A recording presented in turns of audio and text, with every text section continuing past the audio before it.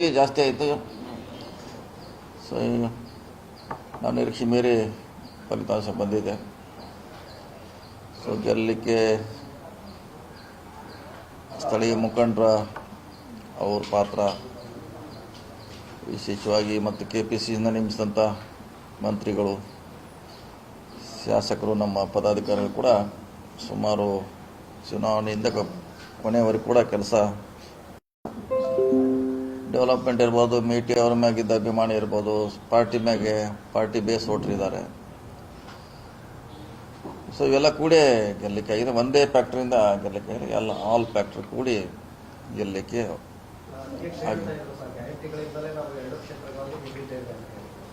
ಇಲ್ಲ. 100ಕ್ಕೆ 100 ಎಲ್ಲ ಗ್ಯಾರಂಟಿ ಹೇಳಲಿಕ್ಕೆ ಆಗಲ್ಲ. ಓಕೆ, ಅದು ಪಾರ್ಟ್ ಇದೆ, ಅದರಲ್ಲಿ ನೋ ಡೌಟ್.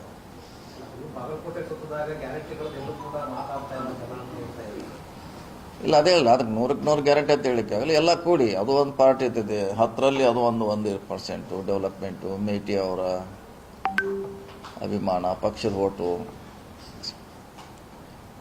ಡೆವಲಪ್ಮೆಂಟು, ಇವೆಲ್ಲ ಕೂಡಿ ಗೆಲ್ಲಲಿಕ್ಕೆ ಒಂದೇ ಆದರೆ ಒಂದರಿಂದ ನಾವು ಯಾವುದೇ ಗೆಲ್ಲಲಿಕ್ಕೆ ಆಗೋಲ್ಲ. ಸುಮಾರು ಫ್ಯಾಕ್ಟ್ರಿಗಳಿಂದ ಗೆದ್ದಿದೆ, ಅದರಲ್ಲಿ ನೋ ಡೌಟ್.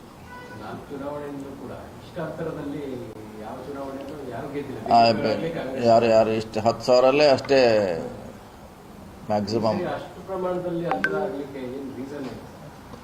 ನಮ್ಮ ಓಟುಗಳು BJPಯಲ್ಲಿ ಇರೋದ್ರಿಂದ ಅವನು ವಾಪಸ್ ಪಡೆಯುವಲ್ಲಿ ಯಶಸ್ವಿ ಆಗಿದ್ವಿ. ನಾವೇನು ಹಿಂದ ಓಟ್ ಹತ್ತೀವಿ, SC/ST ಓಟ್ ಹತ್ತಿಲ್ಲ, ಅವರೆಲ್ಲ BJPಯಲ್ಲೇ ಇದ್ರು. ಅವನು ವಾಪಸ್ ತರುವಂಥ ಪ್ರಯತ್ನ ಮಾಡಿದ್ವಿ, ಅದರಲ್ಲಿ ಸಕ್ಸಸ್ ಆಗಿದ್ದೀವಿ. ಸೊ ಅಂತರ ಆಗಲಿಕ್ಕೆ ಇದು ಕೂಡ ಭಾಳ ಮುಖ್ಯ ಕಾರಣ.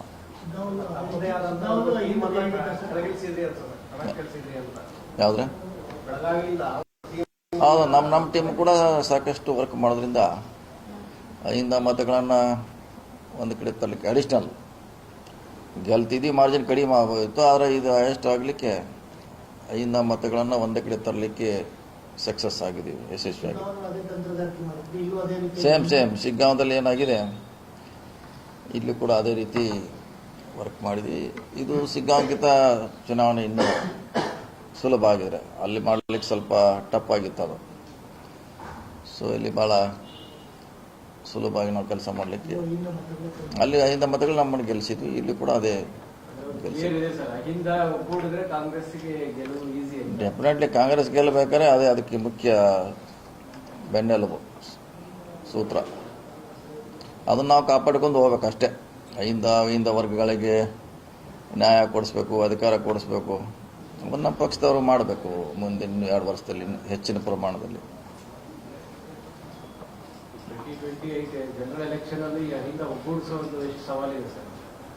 ಅದೇ ನಮಗೆ ಚಾಲೆಂಜ್. ಈಗ 2 ವರ್ಷದಲ್ಲಿ ಅವಕಾಶ ಇದೆ. ಒಳ್ಳೆ ಕೆಲಸ ಮಾಡಿ ಅವ್ನು ಒಗ್ಗೂಡಿಸಿದ್ರೆ ಮತ್ತೆ ನಾವು ಅಧಿಕಾರದಲ್ಲಿ ಬರ್ತೀವಿ.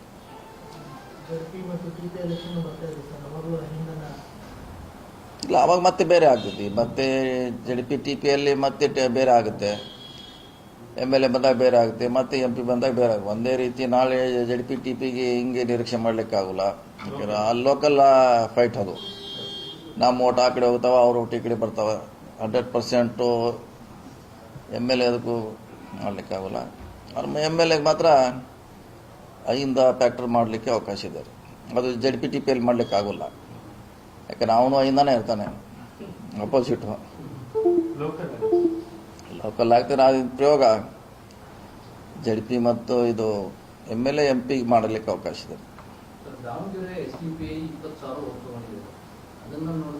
ನಮ್ಮದೇ ಓಟ್ ಅದೇನು, ಅದಕ್ಕಿಂತ ಆತಂಕ ಪಡುವಂಥದ್ದೇನಿಲ್ಲ. ಅದು ನಮ್ಮ ಓಟೇ ಹೋಗಿದೆ ಅಲ್ಲಿ, ಮತ್ತೆ ವಾಪಸ್ ಮುಂದಿನ ಸಾರಿ ಬರ್ತದೆ.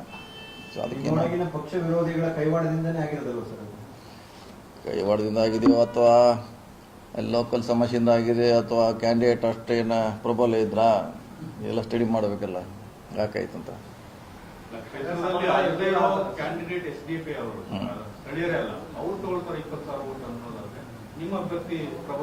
ಅಲ್ಲ, ಹಂಗೇನಾಗೋಲ್ಲ. ಅದು ಒಂದು ಲೋಕಲ್ ಕ್ಲಾಶ್ ಬಂದಾಗ ಅದು ಲೋಕಲ್ ಒಳಗಿನವ್ರ ಪ್ರಶ್ನೆ ಬರೋಲ್ಲ. ಅದು ಒಳಗವರೆಗೂ ಪ್ರಶ್ನೆ ಬರೋದಿಲ್ಲ. ಅದು ಲೋಕಲ್ ಆಂತರಿಕಲ್ಲ ಬಂದಾಗ ಅದೆಲ್ಲ ಆಗ್ತದೆ. ಹಂಗಾಗಿದೆ.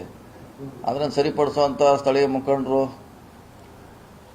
ಅವ್ರ ಮ್ಯಾಗೆ ಸಂಬಂಧಪಟ್ಟದ್ದು, ಅದು ಪಾರ್ಟಿಗೆ ಸಂಬಂಧ ಅಲ್ಲ. ಅವರು ಸ್ಥಳೀಯ ಸಮಸ್ಯೆಗಳನ್ನು 2 ವರ್ಷಗಳಲ್ಲಿ ಸರಿ ಮಾಡ್ಕೊಳ್ಳಿಕ್ಕೆ ಅವಕಾಶ ಇದೆ, ಮಾಡ್ಕೋಬೇಕಷ್ಟೇ. ಅದು ಒಂದು ಎಲೆಕ್ಷನ್ ಹಿಂದೆ ಮುಸ್ಲಿಮರದು ಒಂದು ಅಂದ್ರೆ ಅವರ ಶಕ್ತಿ ಏನು ಅನ್ನೋದು ತೋರಿಸಿದ್ದಾರೆ ದಾವಣಗೆರೆಯಲ್ಲಿ. ನಮ್ಮನ್ನು ಕಡೆಗಣಿಸಿದ್ರೆ ಅಥವಾ ನಮ್ಮನ್ನು ಇಗ್ನೋರ್ ಮಾಡಿದ್ರೆ ಏನಾಗುತ್ತೆ ಏನೋ ಅಂತ. ಈ ಜನರಲ್ ಎಲೆಕ್ಷನ್ ಅಂತ ಬಂದಾಗ ಈ ಮುಸ್ಲಿಂ ಕಮ್ಯುನಿಟಿನ ಒಗ್ಗೂಡಿಸೋದು ಹೆಂಗೆ ಸರ್? ಒಗ್ಗೂಡಿಸೋದಿಲ್ಲ. ಅದು ದಾವಣಗೆರೆಗೆ ಸೀಮಿತವಾಗಿರುವಂಥ ಸಮಸ್ಯೆ ಇರೋದು, ಎಂಟೈರ್ ಸ್ಟೇಟ್ಗೆ ಸಂಬಂಧಪಟ್ಟದ್ದು ಅಲ್ಲ ಅದು. ನಾಳೆ ಸಾರ್ವತ್ರಿಕ ಚುನಾವಣೆಯಲ್ಲಿ ಬೇರೆ ರೀತಿ ಇರುತ್ತದೆ. ಅಲ್ಲಿ ಅವ್ರಿಗೇನು ಸಮಸ್ಯೆ ಆಗಿದೆ, ಅನ್ಯಾಯ ಆಗಿದ್ದು ಸರಿಪಡಿಸುವಂಥ ಕೆಲಸ ಮಾಡ್ತೀವಿ. ಇನ್ನೂ ಟೈಮ್ ಇದೆ. ಅವ್ರನ್ನೆಲ್ಲ ಕರೆಸಿ ಲೀಡರ್ನ CM ಅವರು DCM ಮಾಡ್ತಾರೆ. ಇನ್ನೂ ಅವಕಾಶ ಇದೆ, ಅದಕ್ಕೆ ಮಾಡ್ತೀವಿ.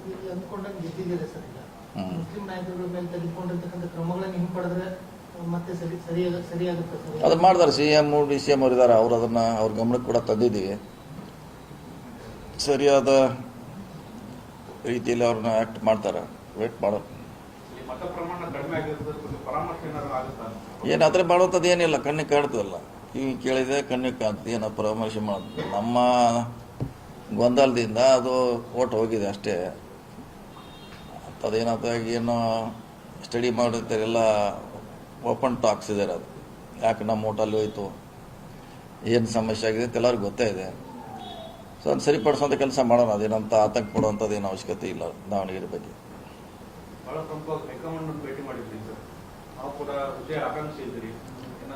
ಮೇಲೆ ಇಲ್ಲ, ಅದ್ರ ಬಗ್ಗೆ ಏನೂ ಇಲ್ಲ, ಆಕಾಂಕ್ಷೆಗಳ ಏನೂ ಇಲ್ಲ. ಹೋದಾಗ ಒಂದ್ಸರಿ ಭೇಟಿ ಆಗ್ಬೋದು ಅಂತ ವಾಡಿಕೆ ಭೇಟಿ ಇದ್ವಿ ಅಷ್ಟೇ. ಅದು ಬಿಟ್ಟರೆ ಬೇರೆ ಏನಿಲ್ಲ.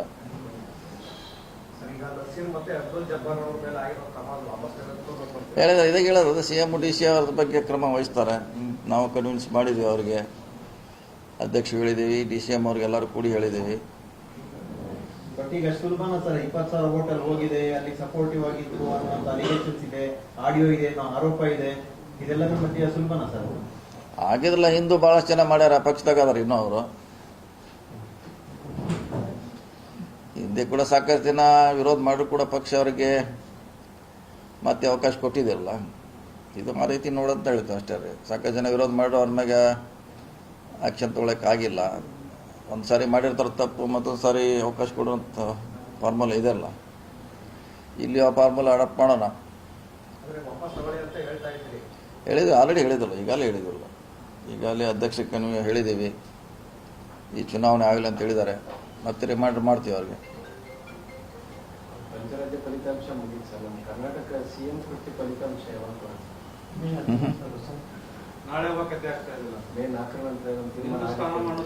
ಅದು ನಮ್ಮ ವ್ಯಾಪ್ತಿಗಿಲ್ಲ, ನಮ್ಮ ಅಂಗಳದಲ್ಲಿ ಚೆಂಡ ಇಲ್ಲ ಅದು.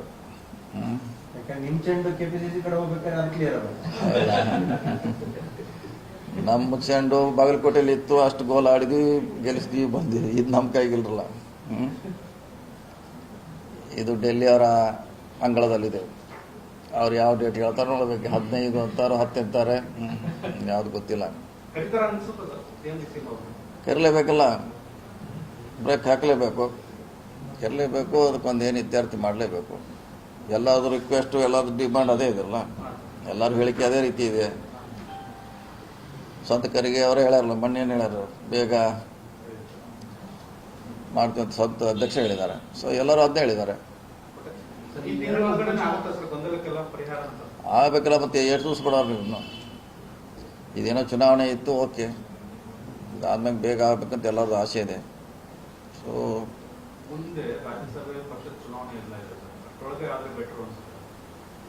ಆಗ್ಬೇಕು, ಯಾವಾಗ ಆಗಲೇಬೇಕು, ಬೇಗ ಆಗ್ಬೇಕು. ಇನ್ನು 1 ತಿಂಗಳು ಆಗೋದು, 1 ತಿಂಗಳು ಯಾಕೆ ವೇಟ್ ಮಾಡಬೇಕು, ಇವತ್ತು ಮುಗಿಸ್ಬೇಕು. ಬೇರೆ ಕೆಲಸ ಮಾಡಲಿಕ್ಕೆ ಅನುಕೂಲ ಆಗುತ್ತೆ ಅಷ್ಟೇ.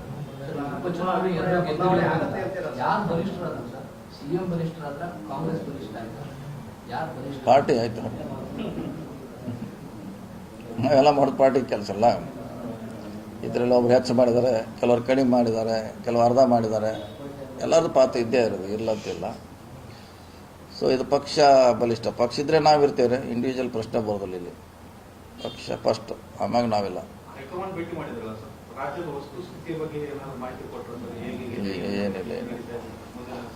ಏನಿಲ್ಲ, ಜಸ್ಟ್ ಭೇಟಿ ಅದು ಅಷ್ಟೇ. ಭೇಟಿಯಾಗಿ ಮಾತಾಡ್ಕೊಂಡು ಬಂದೆ ಅಷ್ಟೇ. ಇದನ್ನ ಹೇಳಿದ್ರೆ ಅದನ್ನೇ ಬೇಗ ಇತ್ಯರ್ಥ ಮಾಡಿ ಅಂತ ತಿಳಿ ಮಾಡಬೇಕಲ್ಲ. ಗೊಂದಲ ಇದೆ ತಿಳಿ ಮಾಡ್ಬೇಕಂತ ಹೇಳಿದ್ವಿ. ಪ್ರತಿ ಸಾರಿ ಹೋದಾಗ ಹೇಳಿದ್ವಿ, ಹೊಸದೇನಲ್ಲಾರು. ಖರ್ಗೆ ಅವ್ರು ಇತ್ಯರ್ಥ ಮಾಡ್ತೀವಿ ಅಂತ ಅಂತಿದ್ದಾರೆ ಸರ್. ಖರ್ಗೆ ಅವರೇ ಬಂದ್ಬಿಡಿ ಅಂತ ಕೆಲವರು ನಿಮ್ಮವರೇ ಹೇಳ್ತಿದ್ದಾರೆ. ಖರ್ಗೆ ಅವ್ರು ಅವ್ರು ಬಂದ್ರೆ ಏನೂ ಆಗಲ್ಲ, ಖರ್ಗೆ ಅವರಿಗೆ ಆಹ್ವಾನ ಕೊಡ್ತಾ ಇದ್ದಾರೆ ಸರ್. ನೋಡಿ, ನಾವೇನು ಕೊಟ್ಟರು ಅದು ನಮ್ಮ ಸಲಹೆ ಅಷ್ಟೇ. ಫೈನಲ್ ಆಗಿ ಡಿಸಿಷನ್ ತೊಗೊಳೋರು ಯಾರು? ಹೈಕಮಾಂಡು. ನಾವೊಂದು ಹೆಸರು ಹೇಳ್ತೀವಿ, ಇನ್ನೊಂದು ಹೆಸರು ಹೇಳ್ತಾರೆ, ಮತ್ತೊಬ್ಬರು ಹೇಳ್ತಾರೆ. ಅಂತಿಮವಾಗಿ ಹೈಕಮಾಂಡ್ ಡಿಸಿಷನ್ ಅಷ್ಟೇ. ನಮ್ಮ ಅಭಿಪ್ರಾಯ ಹೇಳಲಿಕ್ಕೆ ನಮ್ಮ ಪಕ್ಷದಲ್ಲಿ ಅವಕಾಶ ಇದೆ, ಮುಕ್ತಿದೆ, ಹೇಳ್ತೀವಿ ಅಷ್ಟೇ. ಅಂತಿಮವಾಗಿ ಅವರೇ ಡಿಸಿಷನ್ ತೊಗೋಬೇಕು ಏನಂತ.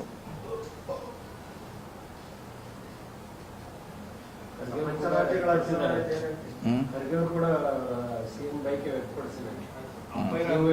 ಮೇಲವರು ಹೇಳ್ತಾರೆ ಹಣೆ ಬರದಲ್ಲಿ ಇರ್ಬೇಕಲ್ಲ ಅಂತ ಅಂತೀವಿ. ಮಾಡ್ತಾ ಇಲ್ಲ ಅಂತ ಸರ್ ಸಂದೇಶ ಹೇಳ್ತಾ ಇದ್ದೀರಿ, ಮಾಡ್ತಾ ಇಲ್ಲ ಅಂತ ಹೇಳಿ. ನಮ್ಮ ಕೈಯಲ್ಲಿ ಇಲ್ಲದ್ರೆ ನಾವಿದ್ರೆ ಮಾಡ್ತಿದ್ವಿ, ನಮ್ಮ ಕಡೆ ಇಲ್ಲ ಅದು.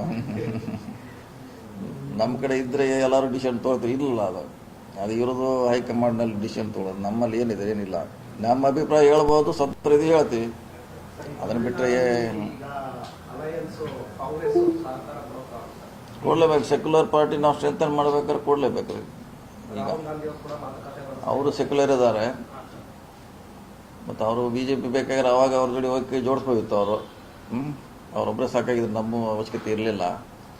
ಸೊ ಅವ್ರ ಇಂಡಿಕೇಶನ್ ಅಂದರೆ ಸೆಕ್ಯುಲರ್ ಇದೀವಿ ನಾವು, ಸೆಕ್ಯುಲರ್ ಜೋಡಿ ಇರ್ತೀವಿ ಅನ್ನೋದು ಸಂದೇಶ ಕೊಟ್ಟಿದ್ದಾರೆ.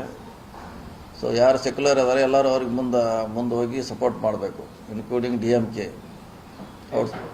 ಅವರು ಅವ್ರಿಗಿಂತ ಸಪೋರ್ಟ್ ಮಾಡಬೇಕು. ಔಟ್ ಸೈಡ್ ಸಪೋರ್ಟ್ ಮಾಡಲಿಕ್ಕೆ ನಾವು ಸೆಕ್ಯುಲರ್, ಇವರು ಸೆಕ್ಯುಲರ್ ಉಳಿಬೇಕಲ್ಲ. ಕಾಂಗ್ರೆಸ್ ಚುನಾವಣಾ ಪೂರ್ವ ಮೈತ್ರಿ ಮಾಡ್ಕೊಂಡಿದ್ರೆ ಅನುಕೂಲ ಆಯ್ತಾ? ಅದ್ರ ಬಗ್ಗೆ ಗೊತ್ತಿಲ್ಲ, ನನಗೆ ಐಡಿಯಾ ಇಲ್ಲ ಅದ್ರ ಬಗ್ಗೆ. ರಾಹುಲ್ ಗಾಂಧಿ ಅವರು ರೆಡಿ ಇದ್ರು ಅಂತ ಹೇಳಿ ಸರ್. ಖರ್ಗೆ ಅವರು ಮತ್ತೆ ಇವರು ಇಲ್ಲ, ಅದ್ರ ಬಗ್ಗೆ ನನಗೆ ಐಡಿಯಾ ಇಲ್ಲ. ಆಯ್ತು, ಈಗ ಚುನಾವಣೆ ಆಗಿ ಹೋಗಿದೆ. ಸೆಕ್ಯುಲರ್ ಇದ್ದಾರೆಲ್ಲ ಅವ್ರಿಗೆ ಈಗ ಸಪೋರ್ಟ್ ಮಾಡಬೇಕು. ಈಗ TVK ಈಗ ಕೇರಳದಲ್ಲಿ ವೇಣುಗೋಪಾಲ್ ಅವರು CM ಆಗ್ತಾರೆ ಅಂತ ಸತೀಶ್ ಅವ್ರು ಆಗ್ತಾರ, ವೇಣುಗೋಪಾಲ್ ಅವ್ರು ಆಗ್ತಾರ, ಚಂದ್ರಶೇಖರ್ ಆಗ್ತಾರ. ಚರ್ಚೆ ಮಾಡ್ಬೇಕು. ಅವ್ರ ಅಭಿಪ್ರಾಯ ಯಾರಿಗಿದೆ, ಶಾಸಕರು ಅವ್ರ ಅಭಿಪ್ರಾಯ ಸಂಗ್ರಹ ಮಾಡ್ತಾರ. ಯಾರಿಗೆ ಮಾಡಬೇಕು ಅನ್ನೋದು MLAಗಳು ಫಸ್ಟ್ ಮೊದಲನೇ ಆಯ್ಕೆರೆ, ನಂತರ ಹೈಕಮಾಂಡ್ ಡಿಸಿಷನ್ ತೊಗೊಳ್ತಾರೆ.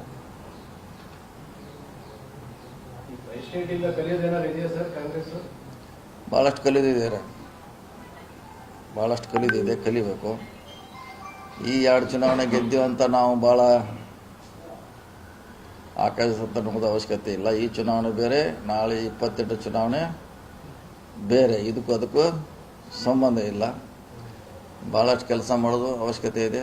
ಪಾರ್ಟಿ ಅವರು, CM ಅವರು, DCM ಅವರು, MLAಗಳು, ಮಂತ್ರಿಗಳು, ಇದನ್ನು ನಾವು ನಂಬ್ಕೊಂಡು ಆ ಚುನಾವಣೆ ಮಾಡಲಿಕ್ಕೆ ಆಗೋಲ್ಲ.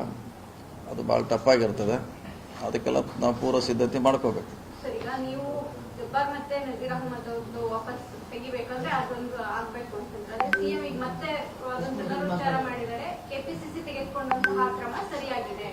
ಸರಿಯಾಗಿದೆ. ನಾವೇನು ಮಾಡಿದ್ದಾರೆ, ತಗೊಬಾರದಂತ ಹೇಳಿದ್ದಾರೆ.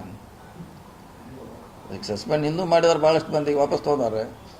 ನಾವು ಹೇಳಿದ್ದೀಗ ಮಾಡಿದ್ದಾರೆ, ಈಗ ಓಕೆ, ಮತ್ತೆ ಅವ್ರಿಗೆ ಅವಕಾಶ ಕೊಡು ಅಂತ ಹೇಳೋದು ಅಷ್ಟೇ ನಮ್ಮ ವಿದ್ಯಾರ್ಥಿ. ಈಗಾಗಲೇ ಆಕ್ಷನ್ ತೊಗೊಂಡಾರೆ, ಸಸ್ಪೆಂಡ್ ಮಾಡಿದ್ದಾರೆ, ಓಕೆ, ಅದೆಲ್ಲ ರಾಜೀನಾಮೆ ಕೊಟ್ಟಿದ್ದಾರೆ, ಓಕೆ. ಈಗ ಮತ್ತೆ ಅವರಿಗೆ ಪಕ್ಷದಲ್ಲಿ ಕೆಲಸ ಮಾಡಲಿಕ್ಕೆ ಅವಕಾಶ ಕೊಡಬೇಕು ಅನ್ನೋದು ಅಷ್ಟೇ ನಮ್ಮದು ರಿಕ್ವೆಸ್ಟ್. ಪಕ್ಷದಲ್ಲಿ ತೊಗೋಬೇಕು, ಅವ್ರಿಗೆ ಮತ್ತೆ ಕೆಲಸ ಮಾಡಲಿಕ್ಕೆ ಅವಕಾಶ ಕೊಡಬೇಕು ಅಷ್ಟೇ. ಪಕ್ಷದಲ್ಲಿ ಕೆಲಸ ಮಾಡಲಿಕ್ಕೆ ಅವಕಾಶ ಕೊಡಬೇಕು. ಆ ಸಮುದಾಯ ಕಾಂಗ್ರೆಸ್ ಬಿಟ್ಟರೆ ಬೇರೆ ಎಲ್ಲಿ ಹೋಗುವಂಥ ಆಪ್ಷನ್ ಇರಲಿಲ್ಲ ಅವ್ರಿಗೆ. ಪಾಪ ಏನು ಮಾಡ್ಬೇಕು, ಅವರು ಬಳಸ್ಕೋಬೇಕು ಅಷ್ಟೇ ಅವ್ರಿಗೆ.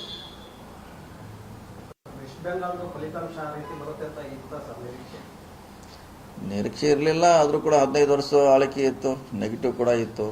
ಅದು ಅವರ ಓವರ್ಲುಕ್ ಮಾಡಲಿಕ್ಕೆ ಹೋದ್ರು, ಆಗೋದಿಲ್ಲ. ಮತ್ತು ಅವ್ರ ಮುಂಚೆಯಿಂದ BJP ಅವರು ಸುಮಾರು 2 ವರ್ಷದಿಂದ 3 ವರ್ಷದಿಂದ ಕೆಲಸ ಮಾಡ್ತಾಯಿದ್ರು, ಅವಕಾಶಗಳನ್ನು ಬಳಸ್ಕೊಂಡ್ರು. ಇವರು ಇದರಲ್ಲಿದ್ದರು ನಾವು ಗೆಲ್ತೀವಿ ಅಂತ. ಸೊ ಹೀಗಾಗಿ ಯಾವುದೇ ಆದರೂ ಒಂದು 15 ವರ್ಷ ನಂತರ ನೆಗೆಟಿವ್ ಇದ್ದೇ ಇರ್ತದೆ. ಸೊ ಅದ್ರ ಲಾಭ ನ್ಯಾಚುರಲ್ ಆಗಿ BJPಗೆ ಆಗಿದ್ದಾರೆ. ಅವ್ರದ್ದು ಸಾಕಷ್ಟು ತಪ್ಪುಗಳಿದ್ದೀವಿ ರೂಲಿಂಗ್ನಲ್ಲಿ. ಸೊ ಅದನ್ನು ಗಮನಿಸೇ ಹೋದ್ರಿಂದ ಅವರು ಈ ಫಲಿತಾಂಶ ಆಗಿದೆ.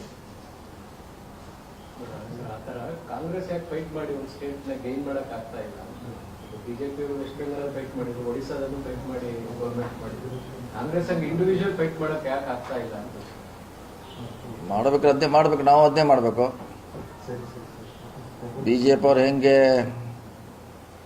5 ವರ್ಷದ ಎಲೆಕ್ಷನ್ ಕಂಟಿನ್ಯೂ ಮಾಡ್ತಿರ್ತಾರೆ ಅವರು, ನಾವು ಅದನ್ನು ಸ್ವಲ್ಪ ಅಡಾಪ್ಟ್ ಮಾಡ್ಕೋಬೇಕು. ಯಾಕೆ ನಮ್ಮ ಸ್ವಲ್ಪ ಲೇಟಾಗಿ ಸ್ಟಾರ್ಟ್ ಆಗ್ತೈತೆ ಚುನಾವಣೆ, ಬಂದು ಹತ್ತಿರ ಮಾಡ್ತೀವಿ. ಅವರು ಈಗ ಸೋತರು ಮತ್ತು ಅದನ್ನೇ ಮಾಡ್ಲಿಕ್ಕೆ ಶುರು ಮಾಡ್ತಾರೆ ಅವರು.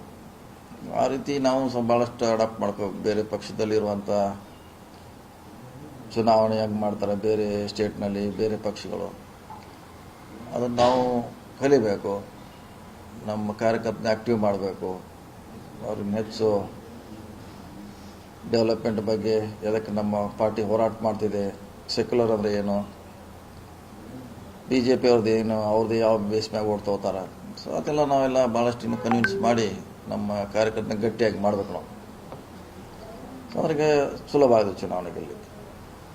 12 ವರ್ಷದಿಂದ ಅದನ್ನೇ ಹೇಳ್ತಾನೆ ಇದಿರಲ್ಲ ಸರ್, ಕಲ್ತಿದ್ದೇನು ಅಂತ ಗೊತ್ತಾಗ್ತಾ ಇಲ್ಲ ಸರ್. ಕಾಲ ಬರಬೇಕಲ್ಲ.